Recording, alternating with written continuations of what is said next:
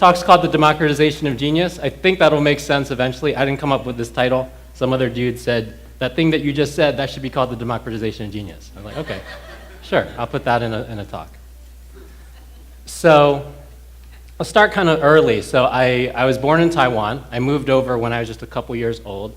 My parents, like classic immigrant story, they were working multiple jobs. I was the third kid. And between that, my parents weren't home much. Being the third kid, they didn't really pay that much attention to me. And because of that, I was functionally illiterate until I was 7. And it meant I actually, pretty much every language is a second language to me, because up until I was about 6 or 7, I mostly thought in pictures and numbers. Now, fast forward a little bit, like the first slides actually starts out from there. I always had this passion for understanding the universe, and it actually led to my first job, which was at age 15. I was an astrophysical researcher studying active galactic nuclei in the infrared. And this was actually shortly after I tried to get my real first job. I tried to get a job at Burger King, and they told me I wasn't qualified. But after that point, I kept on going, and I started out wanting to understand the whole universe, but kind of kept going and pursued the path of trying to learn how to make every single thing that was interesting to me. So these are like a couple little snippets. So I studied star-forming regions. I put stuff into space. I built some robots that won the World Robotic Soccer Competition. I was in a dozen bands, released 20 albums. I created a comic strip that had a readership of about 200,000 people about user experience, consulted with a ton of companies, worked on this program called Microsoft Outlook, and a couple other little things. And after I made this, I was like, oh, I totally forgot my work in parallel architectures and my medical imaging research and whatever, who cares? So some of that stuff happened. And that keeps on going for a little bit. And you know, as I progressed in my career, a couple other notches went on there. I became a corporate executive running a multi-billion-dollar business in 44 countries. I helped to launch a number of the things that are on the screen over there, and eventually I was the head of product experience for Google X, where we created Google Glass, the self-driving car. We created Project Loon, which is meant to provide, it's a network of balloons that's meant to provide internet to every square inch of the earth. Yes, that is a thing. It is happening now. We're going to do a pilot in the southern hemisphere. That's the picture over there, the balloon over there. We created a continuous glucose monitoring contact lens. We created a new approach to artificial intelligence called semi-supervised learning. We created a technology that allows you to walk around indoors with a cell phone and automatically create 3D maps of the space that you walk inside of, and a bunch of other stuff that is not announced yet. And that was all created with a team starting of just 10 people in about 2 years. So that was pretty great. We developed some breakthroughs, and people would interview me, and you know, I was called a genius, which I always thought was kind of a weird thing, because I didn't spend that much time thinking about that relative to myself. I was like, what's even the point of thinking that you're a genius? It just doesn't seem that useful. But then a number of things changed. And actually, I'm shortening a little bit, but really it was a series of things that changed. Some of them slow, some of them fast. And a lot of people kind of talk about like having a calling that's drawing them forward the entire time. I didn't really have that feeling at all, actually. A couple things that happened were my girlfriend at the time, now wife, got into this program called the Presidio School of Management, studying sustainable development.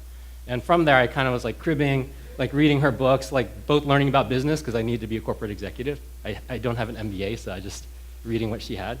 And also in the process of reading those books, I learned from thinkers like Hunter Levins and Paul Sheldon and the Laszlos and all that sort of thing about different ways of envisioning the planet to make a more sustainable planet. And this was kind of like a silent passion of mine, I suppose, but I didn't really do that much with it outside of a couple kind of side projects. And then a more significant thing changed, which was I was an up-and-coming executive. You know, my brain is like pretty good. I can make stuff with it, so that's good. But like I almost treated my body as if I was like a brain on a stick. So I didn't take very good care of my body. And like I was internalizing all this stress. So I would chew on ice. Anybody that chews on ice, it'll ruin your teeth, so don't do that. And like all these other things that were really just ways of dealing with stress. And this all kind of culminated when I was 29 years old. I had a burst in my lower GI tract, and I lost 40% of my blood in 30 minutes. And they just got me to the hospital in time. Actually, because it was internal bleeding, they couldn't actually even tell what was happening, but as soon as they figured it out, they're like, holy crap, we got to go all out. So they went all out, and they actually, in order to save me, they had to put in 4 simultaneous blood transfusions. And even that wasn't enough. Like, I kept bleeding out, so basically another 4 was required by the end of the night. And I learned a couple different things I learned the next day. Well, the nurse told me, number one, was that I was about 1 minute away, maybe 2 minutes away from irreversible brain and organ damage. And I actually could feel it. Like, I could feel my extremities, like the blood coming away from my extremities, and literally my body dying. Because what happens is right at the end, your blood tries to concentrate around your heart and lungs. That's all that you need to keep going. It'll give up on your brain, it'll give up on your limbs, it'll give up on everything else. But 2 other things that I realized waking up that morning was that, number one, that I was only alive because of the generosity of 8 people that I will never be able to meet or thank. And then number 2, because the human body is mostly liquid, and most of that liquid is blood, plasma, then that morning I woke up and I was more other people than I was myself. And that moment, took several different years to go build off of that, but that moment was very critical. Right? It made me come back and rethink everything about what it meant to be a leader, what it meant to create things, what it meant to serve in the world at all. So a lot came out from that. I started working in the developing world, as Mia mentioned. I traveled to, a couple dozen countries, and you'll see different snippets of it. There's Vietnam and Myanmar and Mexico and Guatemala and what is that? Columbus, Indiana. Very, very strange area. But and what occurred to me was the following. Toward the end of the time that I was working at Google, if you can afford a self-driving car, you can afford a car. If you can afford a car, you're actually kind of doing pretty awesomely in the grand scheme of the world. And this kind of lingering question was in my head. It's like, who's going to do anything for the 2 billion people living on less than $2 a day? Because I don't see people jumping out of their seats for that job, right? And these sorts of things kind of culminating together led me to go out there and spend my time teaching. Because in addition to creating these crazy-ass inventions, as you saw, not only did we make these inventions, but we made some of the best tools ever in terms of how to solve problems incredibly quickly, how to innovate incredibly quickly, how to go see things in a new light that makes new things possible. So I began to teach because I thought to myself, we have to bring the best tools in the world to people that are working on the most important problems in the world. And through that work, I taught, and about 3 dozen social entrepreneurs I worked with on things like access to clean water, micronutrients, basic health care, solar electrification, on and on. And I tried to hit the entire Copenhagen consensus if people are familiar with that work. And it definitely mattered.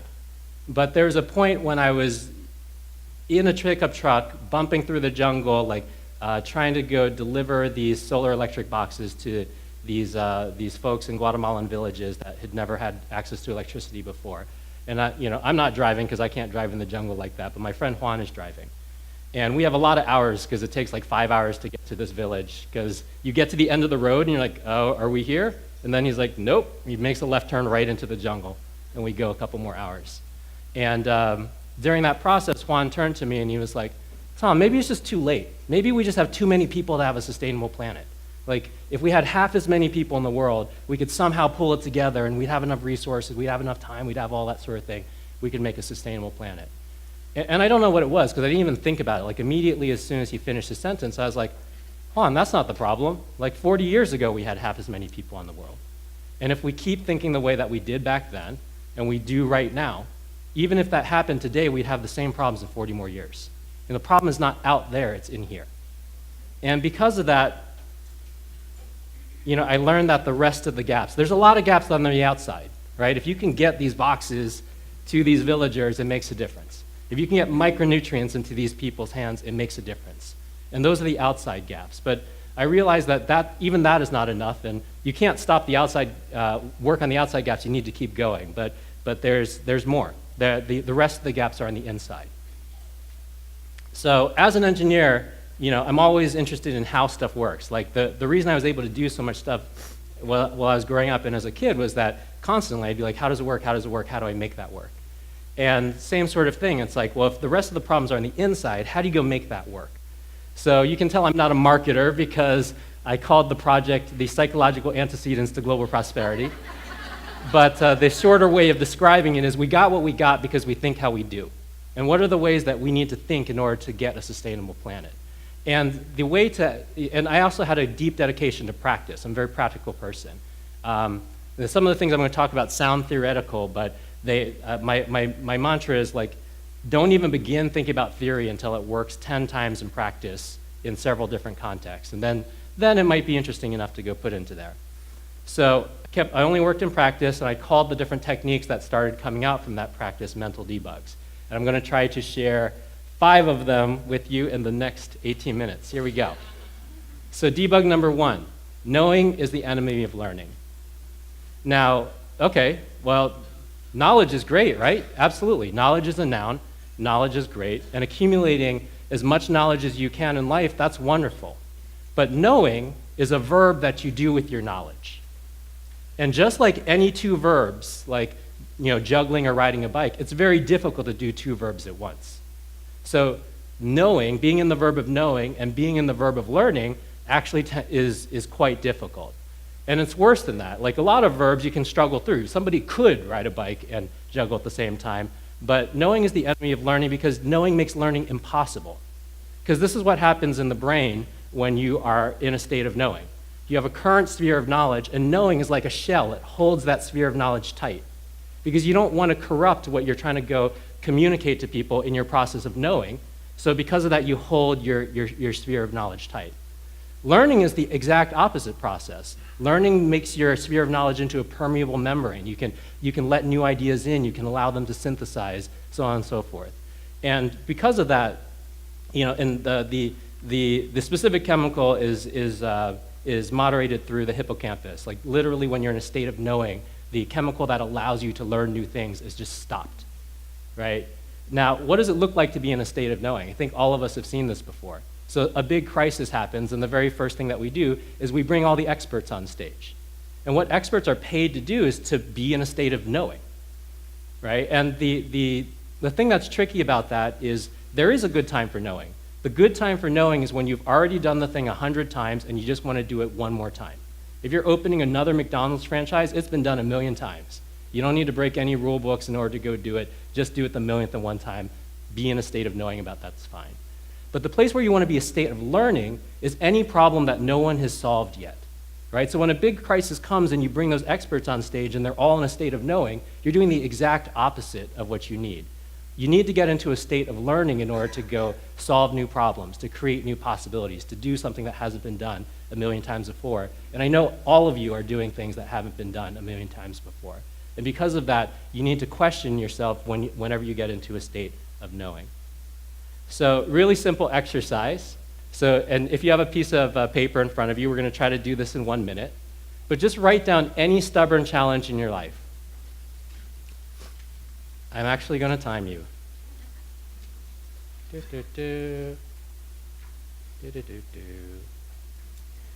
All right, so you got to write down a challenge, and underneath that challenge that you've written down, just jot down, 3, 4 things that you know for sure about this challenge. Anything. So anything you're stuck on, write 3 or 4 things that you know for sure. And we're going to do this a little bit faster because the time is going a little faster than I expected. But so just jot down a word or 2 for the 3 or 4 things. And now stop that and circle any one of those things. And just force yourself for the next 30 seconds to ask the question, what else could I still learn about this?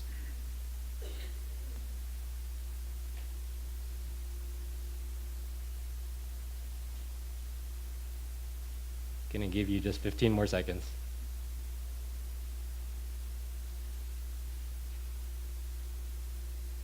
And we are 3, 2, 1. Great. Now what happened there, and I'm not sure if you guys felt it, but whenever we're stuck on something, whether we're looking at it or not, we are either consciously or unconsciously in a state of knowing about it. The reason that it's stuck is that we are freezing the frame, just like this red shell around your sphere of knowledge. And if you can take even a tiny bit of it and ask yourself, what else is there still to learn? Because maybe you're stuck and you're like, I can't ever get this done. There's this person in the other department, and he only wants this, and it's never going to go through if he only wants that, right? Well, you're in a state of knowing about it. But if you question for a second, it's like, okay, that's a thing that you believe that you know. What else is there still to learn about it? Then you will actually feel it in your mind. You will feel that your mind starts to become malleable again. You'll start to allow in new information. You'll start to see new possibilities and new patterns. And knowing that knowing is the enemy of learning allows you to get into this kind of, get this understanding of which side you're on and have the tools to be able to move over to the side that's going to help you solve your problems the best. Okay, with that, we're just going to keep on going. So I took this during lunch. People take this little, well, what is this? Okay, really simple. This is a fork. And this is what happened in your brain in the last couple seconds. Okay, this is time, and this is how much activity your brain is in. I pull something out of my pocket, and you're like, what is that? So brain activity goes up. As soon as you identify it as a fork, you're like, oh, fork. Brain activity goes to 0. And what happens is you've assigned a noun to it. And every time you assign a noun to anything, actually nouns are just a quick way for you to stop thinking about something. That's actually what happens to your brain. It just immediately goes to 0. You said it was a fork, and you were done, and you stopped thinking about it. Now, let's say for a second, instead of seeing the noun, we said, what are the collection of verbs that makes this noun possible? And the special phrase that you use to go do that is you ask the question, how is it nuanced? So this is a fork. How is it nuanced? And if I'm asking this question, I would look at it and I'd say, you know, what is it made of? It's made of stainless steel. Not a big deal, but how is that nuanced? Well, stainless steel happens to be, consist of iron, chromium, carbon, these sorts of things. How is that nuanced? Well, it turns out that iron can actually only be produced in supernova explosions. And it's the same series of supernova explosions that created the iron atoms in this fork is the same series of supernova explosions that created the iron atom in the middle of every hemoglobin molecule in every blood cell that you have. Right? So that's an interesting set of nuances. Well, how else is this nuanced? Well, where did this fork come from? Where was the fork invented? Well, the fork was invented by the ancient Persians. Eventually, it never gained a lot of popularity, but it was used by royals during the Byzantine Empire. When the Byzantine Empire fell, a bunch of those folks fled and participated in the Italian Renaissance. And several hundred years later, it made its way to France, and the French actually created the modern fork in the process of creating table manners. So that's when they created the salad fork and the dessert fork and all these sorts of forks. And there's manners around those things too. And there's a million other ways that this thing is nuanced. I can ask this question over and over, like where did this material come from? It was mined and then smelted and so on and so forth. And a lot of people have this almost kind of new age phrase where they say, well, everything is connected, and they really treat it like this kind of airy-fairy thing. But if you ask yourself the question over and over, how is it nuanced, you will see that everything is connected in a literal, obvious way. In just a couple seconds, I took you through how this thing is connected to the same stars that exploded that created us. How this thing is connected to a dozen civilizations that rose and fell in order to create its shape and in order to have it in our hand. The millions of people that are related to the global supply chain that made it possible for it to be in my hand today. And like literally, you can pick anything, the carpet, this screen, like, your clothing. Every one of these things is connected to the entire universe in actually not some kind of mystical way, in an obvious way. An obvious way that if you spent 15 minutes asking how it was nuanced, you would see. Now, the title of this debug was Nouns Are Greater Than Verbs, because nouns, as soon as you see the noun, you stop thinking. But if you start asking, what are the collection of verbs that came together to go make something possible, then not only do you not stop thinking, but you continue to see more and more possibilities in it. Like, couldn't have those civilizations come together in a different way and created a different fork? Absolutely. Couldn't the composition of the Earth ended up different from different star explosions and ended up with a different kind of thing? Maybe we wouldn't use iron. Absolutely. Wouldn't it be possible to have a different global supply chain that makes forks entirely differently? All these things that become stable and hard become fluid again, and actually, verbs are the reality of the entire universe. Like, nouns are just these temporary containers. This morning I did this calculation just to go make this point, that since the time I've been talking, actually updating the calculation because I talked longer than I thought. So I've been talking for 20 minutes already, and in those 20 minutes, you have breathed in, in terms of air, 3.4% of your body weight in terms of air. And you've exchanged that and released it back to the air, right? So literally, you are disappearing into the air as you breathe out, and you're pulling in new life as you breathe in. And right now, you're sharing all that with Awesomeness Fest, folks. Awesome. But actually, if you do the math, in every breath, there's an atom that had been in Einstein. In every breath, there's an atom that had been in Mother Teresa. That's what you're breathing in and out. We are actually these collections of verbs that we happen to call nouns because we want to stop thinking about it. So we're going to keep on going because there's not that much time. But more importantly, beyond applying nouns to things like a fork, we do this with human beings as well. And that's where kind of the greatest crimes happen, right? We call people Muslim or Republican or any noun. And as soon as we say that noun, we're done thinking about them. Like, we go down to 0, we go down to 10%, we're not there anymore. And I challenge you guys during this and all throughout life to challenge the nouns that you come up with. As soon as that noun comes up, say, hold on a second, just going to think a little bit more about the verbs. I'm going to suspend the assigning of the noun and be present just a little bit long. Another 5 minutes instead of 5 seconds to make the entire difference in the future of your mind. Okay, debug number 3, I got to speed this up. I call this concept crossing the 3 gaps. So let's say you've never ridden a bicycle before. You've never even seen a bicycle before. You're 5 years old. And then one day you're outside on the street. Back when I was growing up, kids played on the street. And now they have play dates and stuff. It's crazy. But it's awesome. Like, parents care more. And their kids are not illiterate until they're 7. But somebody rides by on a bicycle where you're playing out on the street. Well, holy crap, you went from, I didn't even know that bicycles exist, to now I am aware that bicycles exist. Holy crap, that's your first contact. And let's say you had that experience and you ran back into the house and you're like, Mom and Dad, I just saw this crazy thing. It had 2 wheels and the guy was on it like this. And they're like, oh, that's a bicycle. And you're like, well, I want to know everything about bicycles. So your parents, being good parents, are like, well, great. We'll just get you some stuff. So they go to the library, come back with 20 books, and then you got a big stack of books on bicycles. Now, let's say you go and read every single one of those books. Let's say you read every book and you memorize every word. If I now put a bicycle in front of you, how well do you ride? Not at all. And this is actually what we do all the time. We want to have businesses. We want to do something successful, and we read the fuck out of it, right? I read 500 books about this thing. I memorized every page. I know every freaking mantra. But we're not riding the bicycle. Now, let's say we skip that step of the knowledge gap, and we said, well, let's just jump right into the practice gap. And instead of the parents going to the library, they're like, hey, I'll just go to, some store and come back with a bicycle. Well, the kid's going to jump on that, and immediately, the kid is in the practice gap. And sure, they're falling off, but after 10, 20 times, they're starting to get the hang of it. After 100 times, they're actually able to ride a bicycle. And this is what the practice of getting across the practice gap looks like. And the end of the practice gap is basic competence. At the end of the practice gap, anybody can jump on a bicycle and ride across town. Great, awesome. But this is where things actually start to get really fun, because the end of the practice gap is the beginning of the mastery gap. And mastery is a set of infinite wells. And mastery is also the place where human possibility is expanded. And let me make that really obvious, explain it a little bit more. So let's say you know how to ride a bicycle. I think most of the people in the room have ridden one. But by the time you finish the practice gap and you get into the mastery gap, there's 100 ways of being a master at riding a bicycle. You could be the person that does the craziest BMX tricks ever. You could be the person that does ultra marathons on bicycles.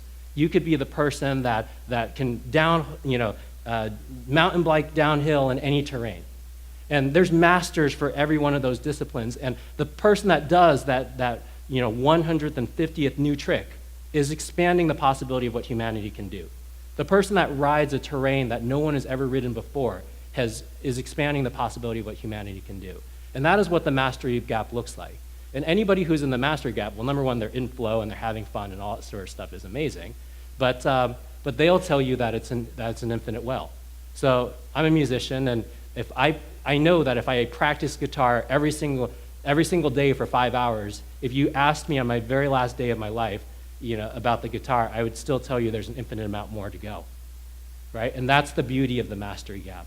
So really, a lot of my work around the world has been dragging people out of the knowledge gap into the practice gap, right? Like, we're so comfortable in the knowledge gap. In fact, we had 20 years of school where they told us the knowledge gap was the most important thing, right? If you memorize the answers, you can put them on the test.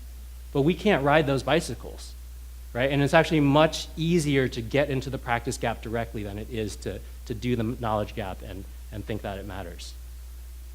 Another concept, staying in the medium. So I'm an artist. My wife is a better artist. This is a painting she did of the Marin headlands at sunset. Sunset's very short, very fast painting. And so if you ever watch an oil painter work, well, their medium is oil paint. And they'll go and put a brush stroke down, and if it's not the right color or the thickness is wrong or whatever, they just whip out a palette knife, scrape it out, and then whip up another stroke and do it again. And that's the process that's what it looks like to stay in the medium. Oil paint is your medium, you're staying in it. Now, let's say for a second that every time a painter wanted to do a brush stroke on a canvas, instead of being able to just put the brush stroke down, they had to stop, and they had to write a specification. And they had to run that specification across several different reviews. And at the end of that review process, then it goes to the software development manager. And the software development manager doesn't want to do all that stuff, so they do half of it. And then after they do half of it, it needs to go to QA. And after it gets QA'd, bam, you have a brushstroke. And that's actually how we work on almost everything. But what is the likelihood that working like that, you'll ever be able to create a masterpiece? And we do this all the time, right? We think the accoutrement of work is the work itself. But the medium that you have as a massage therapist is the massage that you're giving, the way that you're changing that person's physiology. The medium that you have as an oil painter is oil paint. The medium that you guys have as coaches is that moment of interaction with the person that you're coaching, where something is changing deeply and importantly about their life. Right? And the closer that you can stay into that medium and not get caught up in all the spreadsheets and all that sort of thing, it can get done at some point, don't worry about it, but it's not the medium. And the more that you stay in the medium, the more that you have the possibility of creating your masterpiece. Okay, last lesson, and then we're going to go wrap up. So, metabolizability is more important than truth. Now, a lot of people are up here and they're going to tell you their truths, and I think that's actually awesome. And in society overall, we have this kind of attraction to the people that have like the most fundamental truths. Oh, this guy's such a great thinker, or this woman is so brilliant, like her truths are so deep. And it reminds me of a story, like I was in second grade, and I had just, I knew addition and subtraction, multiplication and division, and I had just learned fractions. And I was like pretty good at fractions, and I was like, yeah, man, fractions. And after I did a bunch of things with fractions, I was like, I looked over at my teacher and I was like, I know all of math. And the teacher is like, yeah, okay, sure. And I was like, great.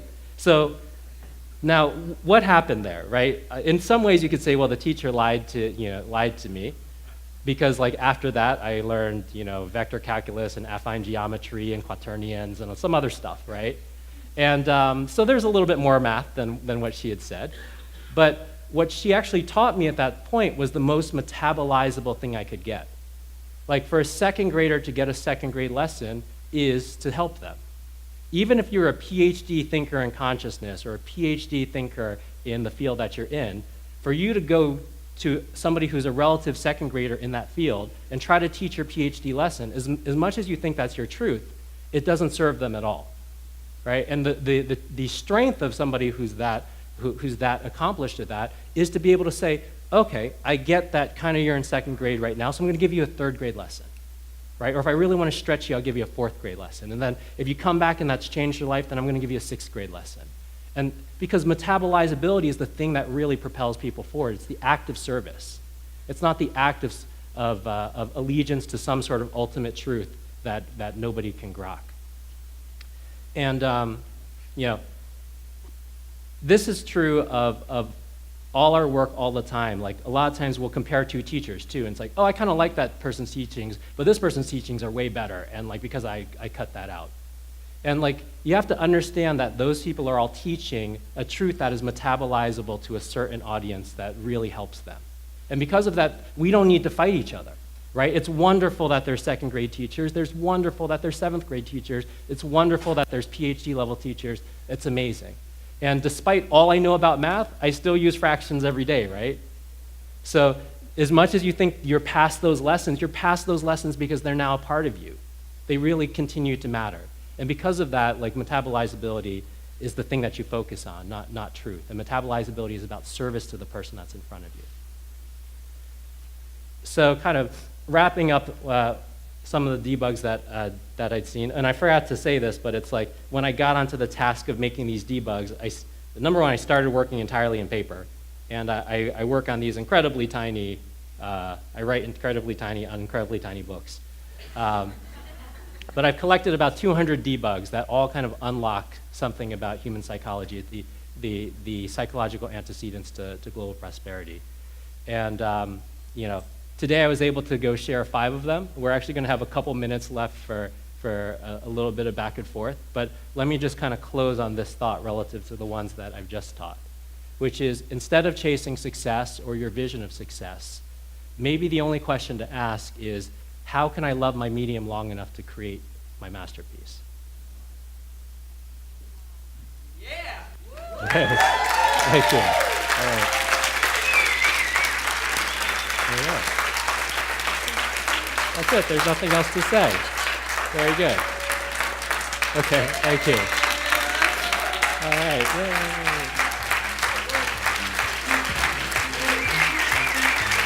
This is kind of crazy. I'm going to photograph you.